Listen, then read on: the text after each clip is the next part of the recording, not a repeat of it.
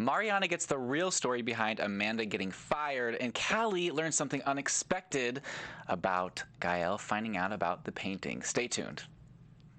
You're tuned in to Afterbuzz TV, the ESPN of TV talk. Now, let the buzz begin.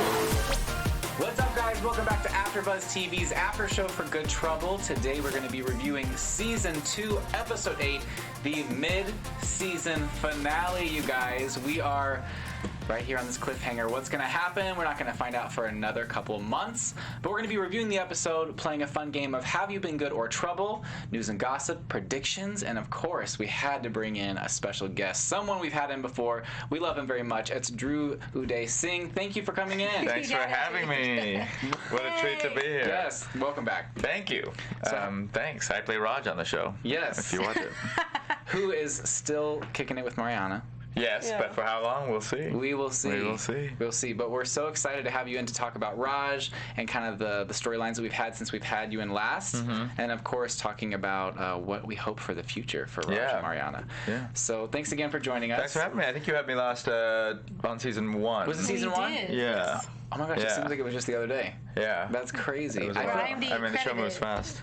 Yeah. I feel like Season 1 and Season 2 just kind of like merged together. It was a really quick turnover. Yeah. It was like a couple months or less. Yeah, because I think we had you on episode 7 from Season 1, and that was just, March maybe of this year? That's crazy. Yeah.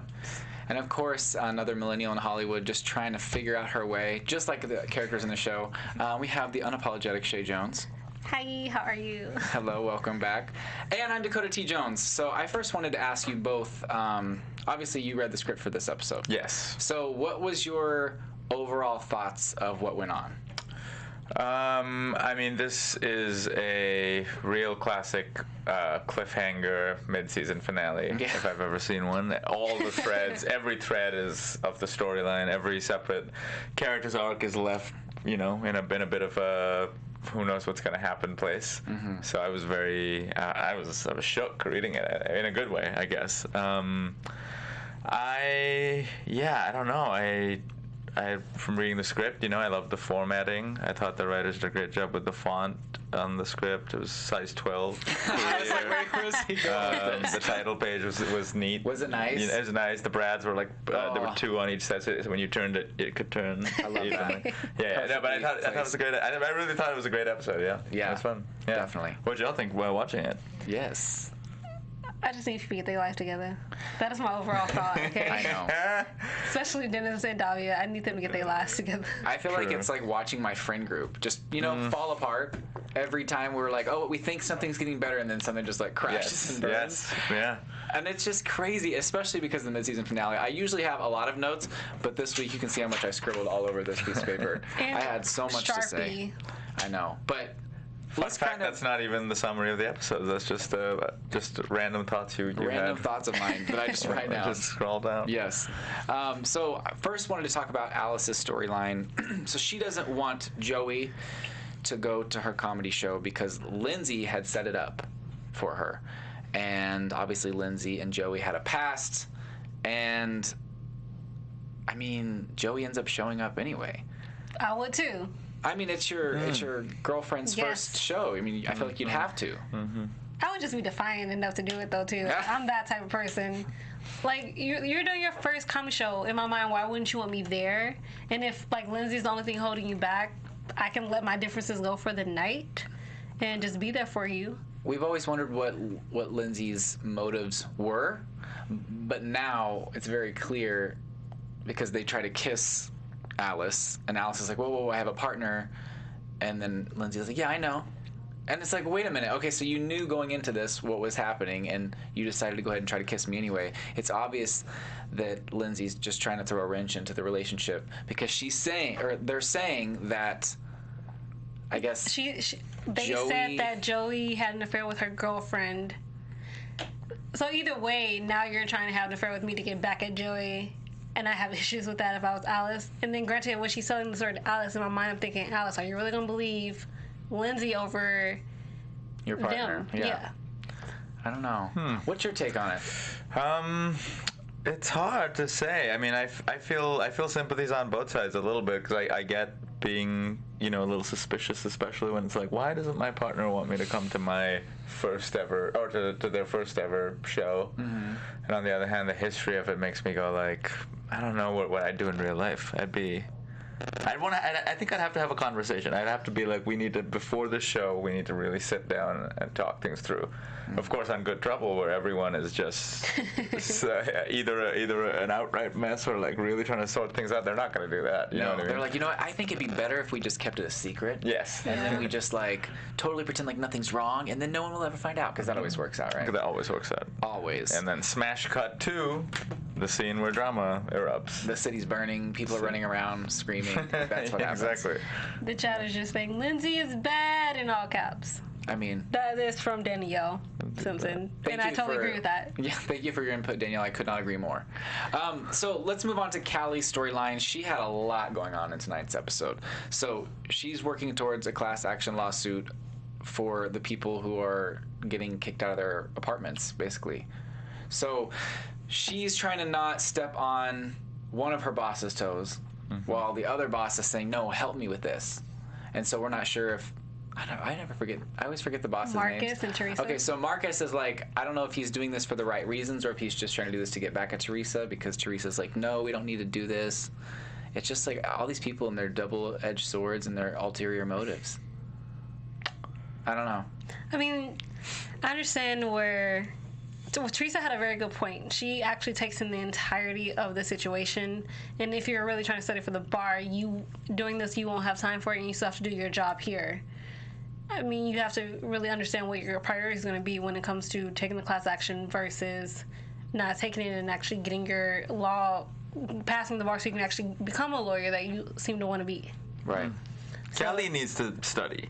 She just needs to study more. She needs to let's just take a break from the hot sculptor in my building and the hot lawyer who keeps showing up, and just let me study a little bit, She said she gets too many mans. But I mean, then she had the ACLU lady there, and that was what shifted her decision in the first place. Because she was going to go in and say, I'm not going to do it anymore. But then she's like, wait, I really wanted to work for them, and now this lady's coming in and seeing that I'm spearheading this movement, so I need to stick around because she wants to move up the ladder and work for the ACLU, I would assume, right? Yeah, she got hired if she would have got hired if she passed the bar. She wouldn't be a research assistant right now if she had passed the bar. She'd be working under Soraya. So instead of trying to impress Soraya, I would just say, let me get past the bar and then I'll get to work for you. Because that seems like the logical answer. But no, she's like, no, I'm going to show her how great I am. And then I'll finally get to passing the bar and then maybe I can work there. Or even just say, I unfortunately can't be a part of this, but if you do need help, let me know. Instead of trying to spearhead it. You spearheaded enough to get it to this point, but you do also have to take care of yourself and furthering your own career that you want to have. That's one problem that Callie's having this episode. She has 3 big problems. The second one is that Gael finds out about the art piece being purchased by... what's his name? Jamie. See, I'm not a fan of Jamie. I think he's... Really? You're not? Okay. I think he completely forgets Jamie's name. That's how much he does not like Jamie. I know, every time. Because I'm just like, wait, Jamie's showing up again? I'm like, I thought we were over him. Nope, still there. I feel that's a pretty even split online. A lot of people are, what is it, Jally shippers? Jamie and Cali shippers? For Jamie and Cali. Jamie and Cali. Oh, okay. Jaylee shippers, and a lot of people are, I guess, Cali. Kael's shippers. Kael. I like Kael. What are people into? Are they Jamie fans? We had a few Jamie. We have a few actually. So many people that said they actually are Team Jamie, and I still stand in mind that I am not. However, I feel like this is a lesson she's gonna have to learn. It's not relationships. Any relationship you in teaches you something. You learn something from it. Hopefully, to help you grow. So I really feel like her relationship with Jamie is what she's going to need to grow to be who she can be on the other side of that. Because otherwise she'll just stay in every day with Gael at his greenhouse and make love. You know what I'm saying? Yeah. So she needs to be able to get, she needs to get out of the house. However, I don't agree with just the way Gael came at her. I will keep saying this. I just don't. I'm not for that. The way he came at her about the purchase of and she was just quiet. I'm sorry. You couldn't be me. You couldn't be me, because I would have said some stuff to you. Because I just feel like she didn't deserve it, and you're getting mad at me for my boyfriend that I didn't know he bought this because he liked it, and I told you exactly what he told me. He said he liked it. That is all the information I have on why he bought it, and the only reason. I mean, she could have just came clean. The reason it's in the laundry room is because I made him take it down so Mariana wouldn't find out, so you wouldn't find out. Honesty. But she's like, oh, he was touching up the paint on the walls. You think a lot of that from Gael's end is jealousy?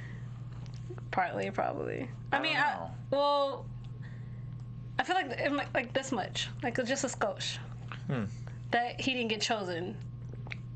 I mean, it's very. I think so. I mean, just from hearing him say like, "Oh, I regret this," and like, "You chose the right one because he's perfect for you because he's just like you." I don't know. He went in, so I feel like he wouldn't have cut deep if he wasn't jealous. And if he wasn't affected, when you don't care or love somebody enough like that, you won't even have to say that much. You would just leave your peace and be done with the situation. When you go deep and you actually say things that hurt, it's because you're hurting. Yeah, that's true. From what they did to you. That's true. Yeah.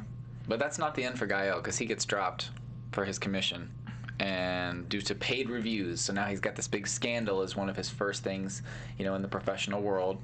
Obviously, Elijah paid for them, and Gael's like, "You said that I could trust you. I'm out." So they broke up. Thank God.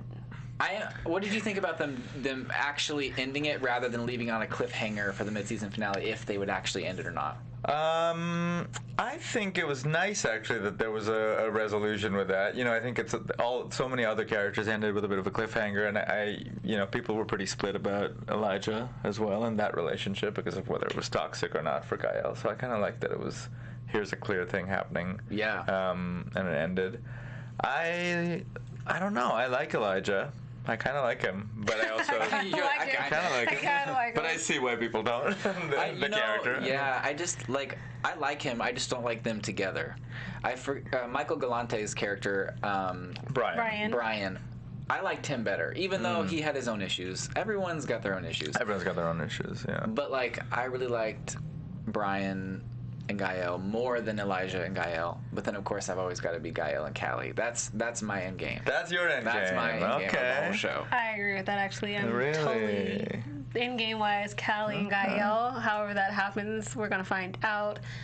But this is the thing. I feel like Gael, while he was angry, he should have been more angry about the review. I feel like the way it was more of a calmness to him when he just broke up with Elijah than it was to Cali. So that also just says a lot about that relationship in and of itself. I think so. Because he was more like, you know what, it's done. But he was just exhausted at that point, I think. But I think you're right. I think it says a lot about maybe his feelings for Cali. Yeah.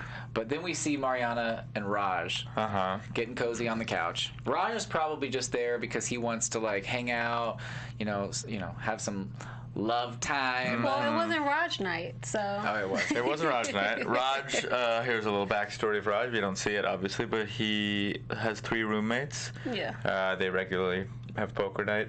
It's very hard to bring Mariana over to his place, so I think he likes to spend a lot of time at the coterie. He's like, I'm going to be at the coterie, even though it's not Raj night, I'm still going to have fun, be with my girl. Yeah. I like that. Yeah, but Cali doesn't, understandably. Yeah.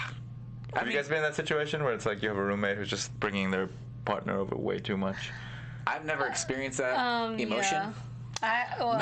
College. I would say more in college than anything. Yeah. And then they would just wait till I fall asleep to have sex. Oh boy. Please tell me you didn't share a room. Yeah. Oh no. Well, okay. Also, backstory: I'm a dead sleeper. If I'm asleep, I don't hear jack nothing. So she wouldn't even tell me until I think months later. But she was like, "Girl, yeah, when you asleep, we go at it." But because I'm asleep and I'm dead, I'm like a dead sleeper where nothing comes in and comes out. I don't hear anything. I don't know anything. That's awful. So yeah, and I'm like, okay, I guess I should be happy you wait till I fall asleep to do it. Ooh. But I think they got off on it a little bit. That there was someone who maybe because otherwise you don't do that. That's just not appealing to be like there's someone in the room who's, as you describe it, dead asleep.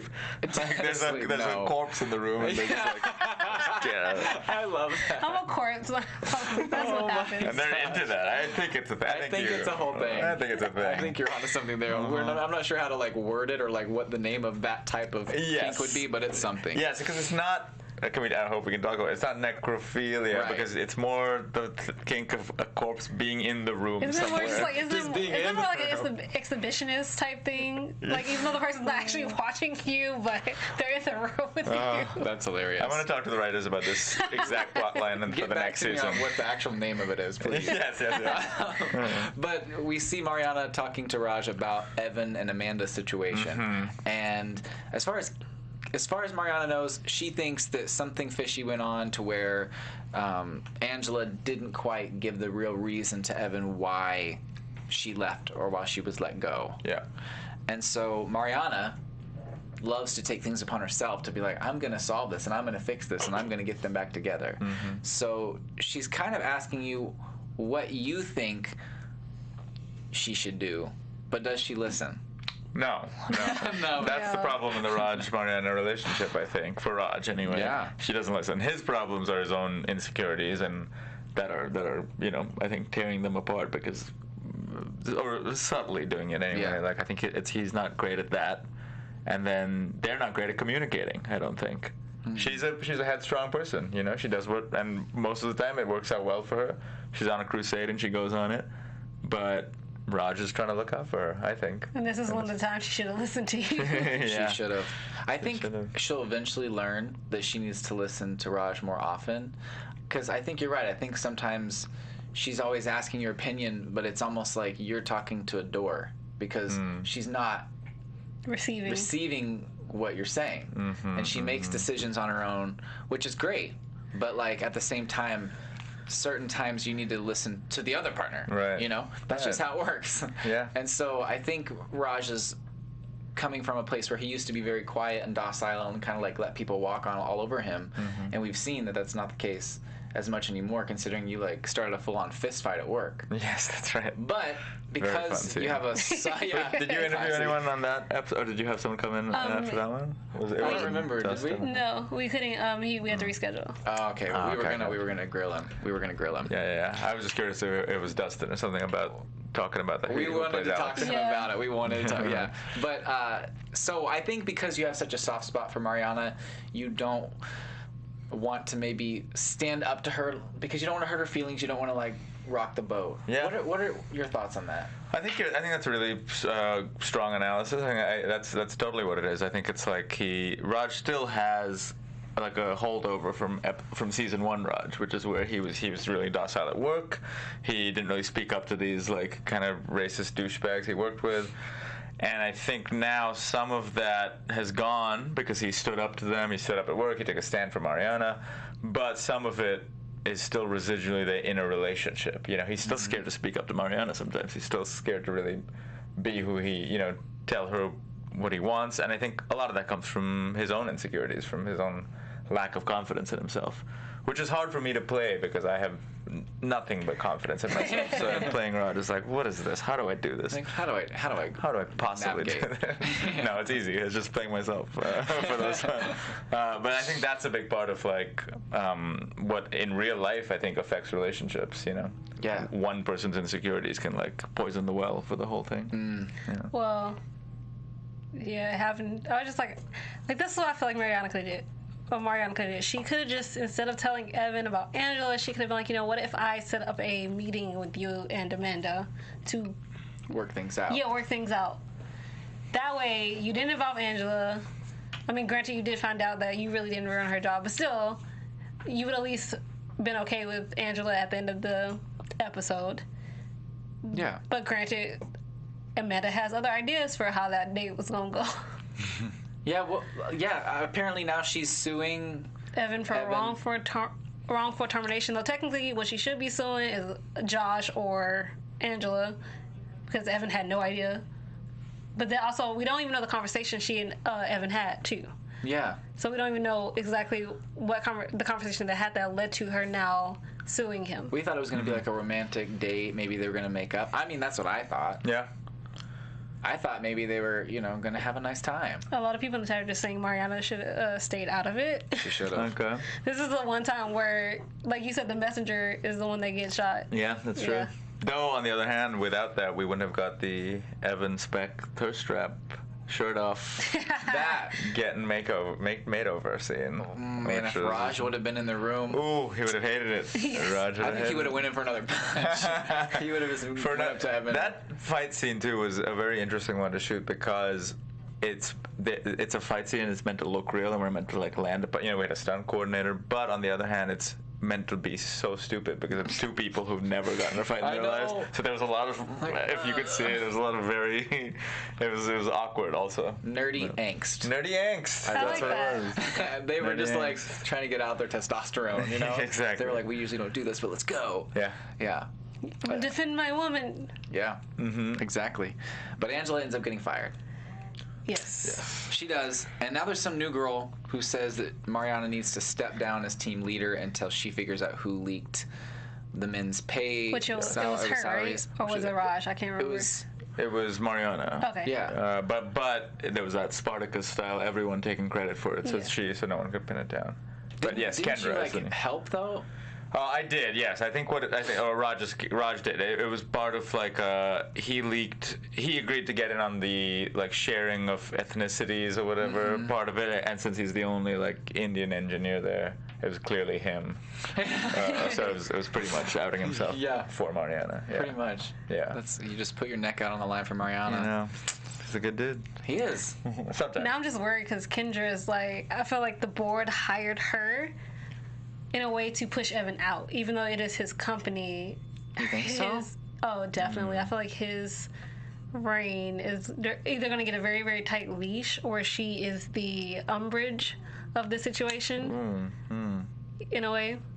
Or like Evan is Dumbledore and he has no power because the umbrage is there. Because she shut him down quickly. She's not there to really try to make friends, or she's there to do her job. Yeah, she's a badass. Yeah. She's the one who comes in with all smiles, just so polite and so sweet, but will cut you down. Yes. Yeah. Those people intimidate me. I don't like those types of people. Like, I don't know, because I feel like that smile is just fake. Oh, yeah, totally. It's meant to disarm you. It's meant to take you off your game and then attack. And you think everything's great, and all of a sudden, boom. Yeah. I know. You have to step down from your app, lady. What you just say? You just with a smile. like great. You want to do more socially conscious. That's what you want to take me off the one I created, ma'am. We have issues, okay? I'd be like, no, ma'am. No, ma'am. Like, how you really gonna do this? I know. But moving on to Malika Storyline, she's involved in a low risk disruption. Low risk. And we're thinking, okay, well, everything's going to be fine. She's just going to go in. She has to live stream. Whatever happens. Whatever happens. No matter how hot it gets, she's got to stay steady with the cam. It turns out they were honoring Judge Wilson. To be a part of the United States Court of Appeals nomination that President Trump awarded him, which was just a nice little touch they had to add for that They added that a little touch there. That's the nice thing too about the show filming so close on the heels, the season 2 coming so quickly on 1, and it being so current, is that all the references can be very off the now, like very topical. I know, it's very like on the nose. Because it's literally written a couple months before it airs, so it's like everything's right there on the pulse, Yeah, and they've never.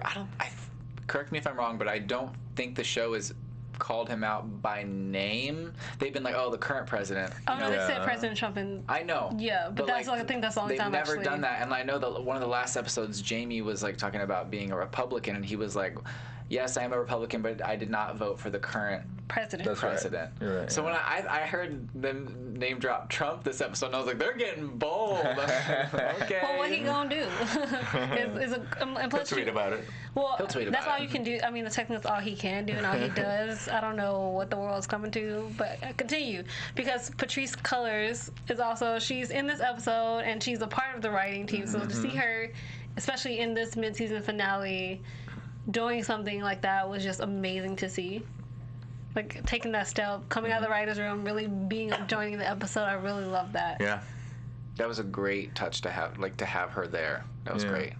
I think it also lends that whole storyline authenticity that the show couldn't have any other way. Like, 'cause she knows exactly all of that from the front lines, so it's all like, it's all almost straight from real life to the camera, which is kind of cool. I love that there's so many real life elements in this show, and I think that's what keeps people coming in. Because there's obviously the storylines that are made up for TV, but there's a lot of truth to a lot that's going on, which is so exciting. Because then it makes it feel like you're watching and a part of something real. Yeah. Yeah. I hope so. And relatable. I hope. Yeah. I feel bad for Isaac though. You think she ain't making that dinner? Nope. There's no way she's making that dinner. No. Especially George Wilson saw her, she saw him, she's gonna record this entire thing. See, I didn't put you in jail before. Now I might gotta put you in jail. That's gonna be iffy. Yeah. I don't know. And wow, that's such a catch-22 for Malika, because it's like, on the one hand, this is your activism, this is your mission, you're being charged with this real responsibility. Yeah. On the other hand, Isaac is a snack and a half. How are you gonna pick? How you not gonna pick him? I know. Man. I know. I was telling Dakota, I'm like, can I wrap that up and have Santa put that in under my tree for Christmas? Maybe for the Christmas episode, maybe he'll do that for you. Appreciate it, Santa. The last storyline, which was so sad, was obviously Dennis and Davia sat down for their conversation. Dennis says that him and Jennifer are going to be working things out, which is kind of misleading. So then Davia's like, okay, well, if that's what you want, then sure. Then we find out that Jennifer and him had signed the divorce papers and that she is engaged and pregnant. Yes, which I called the whole marriage thing. The pregnant threw me for a second, but I still was right. So I was happy. So why do you think he told Davia that they were working things out? What do you think? Oh, that's right. He knows. I don't know if I know, but I have ideas. What are your ideas? I mean, I don't know if I'm... Let's not get him in trouble. But I'm just wondering if I had missed something, like if I misheard.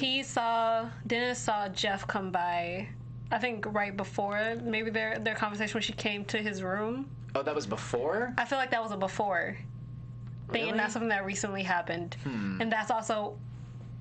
I don't know if that was his way of, I don't know, protecting Davia from himself. I feel like, I don't know, it was iffy. Because that would fit Dennis and everything we know about him. He has many times kind of been selfless about Davia and other characters, I think. So maybe it's that. I do not want her to get back with Jeff. Oh, no, she's not. I really don't think that. You don't think so? No. I thought that storyline was done. Granted, that's what Dennis gets for ear hustling. If you're not going to listen to the whole conversation, don't stay in the beginning of it. See, if you're going to easdrop, just stay for the whole thing. Right? So at least you have the entirety of the conversation.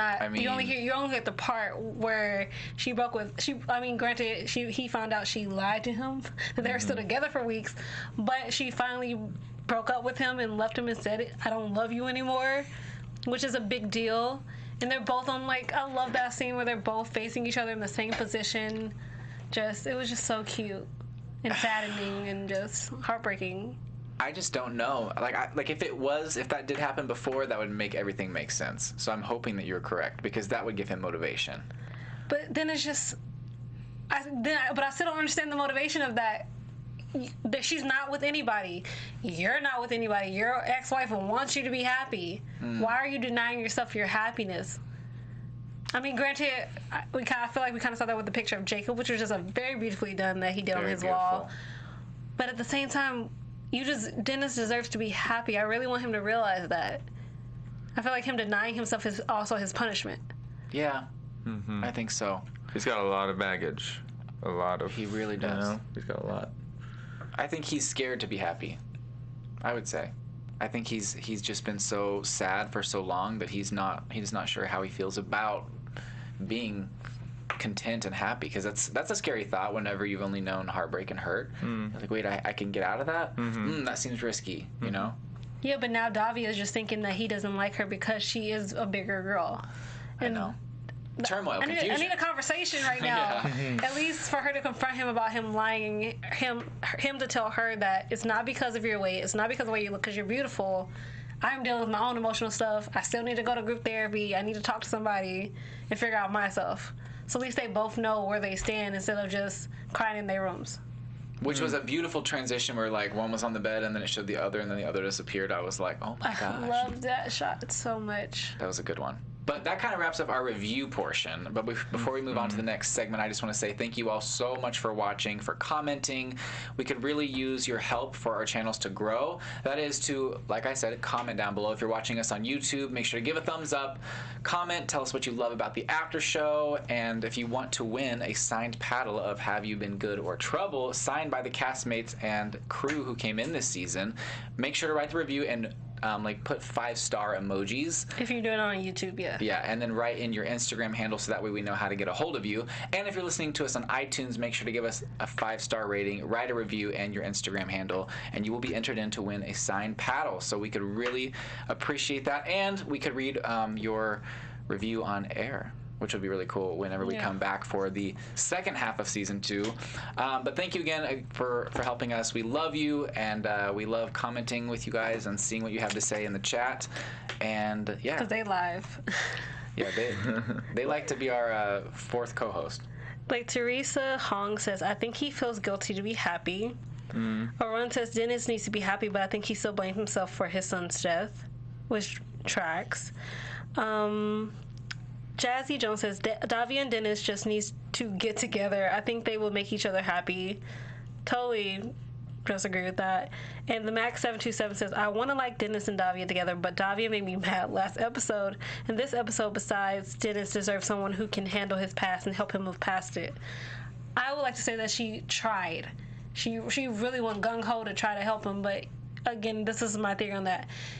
When somebody's down, unless they want to get out of it, they can't be helped. They have to get themselves to a level where then they can reach out for help. But until they're ready, they're not going to hear it. That's true. Yeah. That's true. I feel like there was a lot of betrayal this episode. There was a lot going on. Yeah. And because it is the mid-season finale, we want to do the top 3 TV moments of betrayal. So Shea, take it away. So guys, top 3 TV betrayals. Number 3. Angel sleeps with Buffy and then becomes a huge D. Buffy the Vampire Slayer.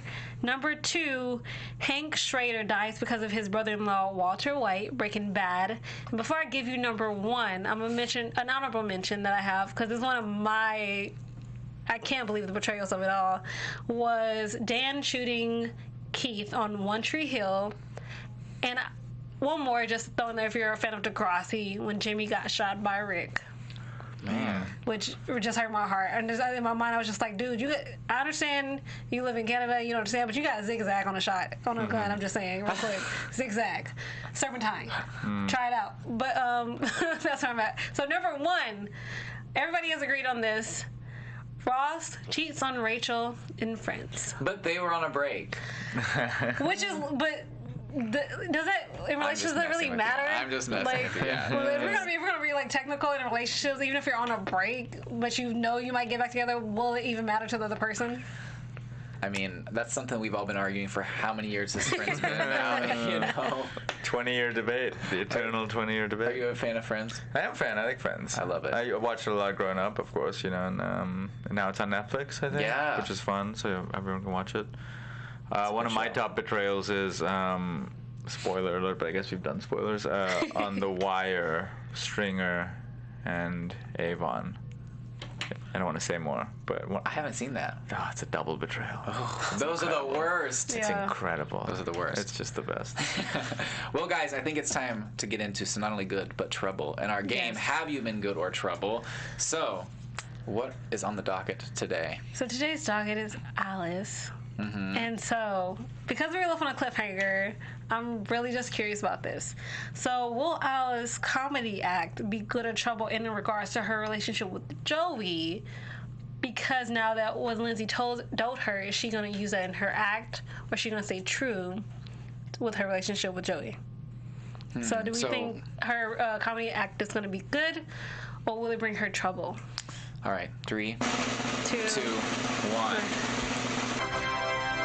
Okay, so for those of you listening on the podcast and not the video version, I chose good, and Dhruv and Shea both chose trouble. I want to know why you chose good. Because I think that Alice really needs some material, some good material to talk about, and I think that she's going to let all those nerves and like scared feelings and pressure just like really help her perform well. So do I think it'll be trouble for her relationship with both of them? Sure, but I think it's going to only elevate her comedy career because she's going to have to just make light of what she has to work with. That's my theory. You halfway make me want to change my answer, but I'm still saying trouble because Alice has a tendency to use what really happens in her life. And it's funny, however, sometimes she can go a little far. And I don't want that secondhand knowledge she got from Lindsay to somehow now inflict itself on her relationship with Joey, because she hasn't even had a chance to talk to Joey. She just had to go straight to do a set. And Joey, you told me not to show, but I showed up. So now they are going to have to sit there and either watch you lift them up or tear them down, and your relationship is going to be on the line. With either one. I like your argument is really good, and as someone who does comedy, I'm like, oh yeah, that makes a lot of sense. That is what you use when honestly, when stuff's pretty bad, is when you do the best shows. I feel like suddenly I'm hitting it every show. It's like, what's the so in that sense, good. I think trouble just in terms of her personal life, just like you said. I think, especially from what we know of Joey, they have a problem with Alice. In the episode about Jasmine's Doble Quince, where Alice is doing the emceeing bit and then makes a joke about Joey and her pronouns. And that's an issue with Joey. So I feel like that's we have a pattern of trouble from her act. She gets nervous and just says whatever's on her mind, which is why everyone loves her, because she's so funny and says some crazy stuff, but that comes at the expense of people sometimes, which is not okay. Yep. Ooh, trouble. We're gonna have to see. Also, I didn't know this was a podcast. Also, okay, people are listening to it. People are listening to it. So some people can see us, some people can hear us. If you're listening to it, you're missing Dakota's perfectly tousled hair right now. Thank you. I appreciate it. He works hard on it. I mean, you gotta, look it up if you're just listening. You're missing out on 50% of these things. Exactly. If it were just a podcast version, that'd be so sad that I spent this much time on, Right. But so fun fact for people watching. That's right. This whole time, I've been wearing shorts. You had no idea. That's right. You wouldn't have no idea. That's so funny. We have a question from the chat. They want to know, what do you think and how do you feel about the Good Trouble cast? Oh, I love the Good Trouble cast. I feel very lucky to be a part of this show. I just like to... And my favorite episodes we've ever done are the ones like Malika's birthday, the recent one, because it's all the cast together, and I don't always get to hang out with everyone when it's just the Speculate scene. So it's nice to like be around them. They're just like funny, great people. Everyone is a lot of them are quite into memes, into internet memes. So a decent amount of meme sharing happening on set. I love a good meme share. I love them too. Big fan of memes now. I'm over here like. We play. I feel like something we did on that episode and other ones too is we'll play question games between takes sometimes that are fun. Like someone will toss out a. Have you guys heard of the psychopath test? We'll do stuff like that. There's a psychopath test? Yeah, it's a question. It's really, probably don't have enough time to do it, but it's afterwards. I love that. Yeah. And obviously, Lauren, who is our other co-host, Lauren the Truth, she's not here today, but we did have one news and gossip. Afterbuzz TV News.